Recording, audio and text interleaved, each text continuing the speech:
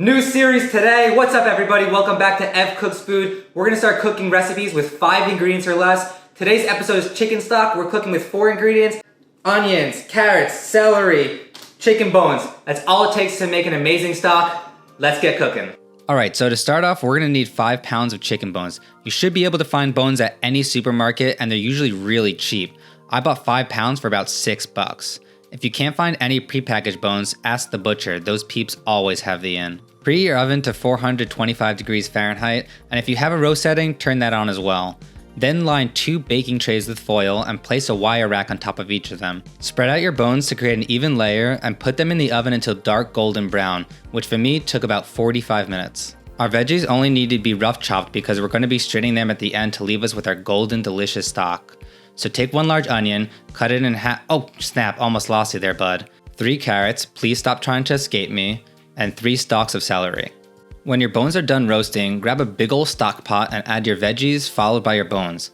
A lot of people just toss the bones in without roasting, and as someone who's tried both ways, I can tell you without a doubt, roasting first is the way to go. You'll extract so much more chicken flavor and it gives the stock a richness you just can't imitate. Bring your pot over to your sink and fill with water until you're about 2 inches above the bones. Set it on your stove and bring it to a boil before reducing it to a simmer. When your stock is simmering, you're most likely going to see this dark foamy stuff on top called scum. Just grab a spoon or tiny colander if you have one and remove it. That's yucky stuff. I found that 4 hours is the perfect amount to get the flavor you need out of your stock, but feel free to let it go longer if you'd like. When it's done, strain your stock and toss the bones and veggies in the trash. I wouldn't recommend keeping the veggies for consumption because at this point they're probably super mushy and bland. As for the remaining liquid, add salt to taste and that's that. You just created your very own stock.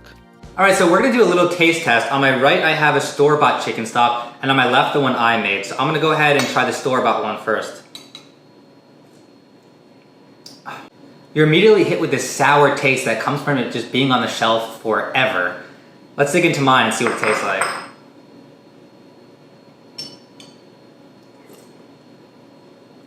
I mean, it's so rich, there's so much depth to it because we roasted the bones beforehand. This is 100 times better than anything you're gonna find in the supermarket.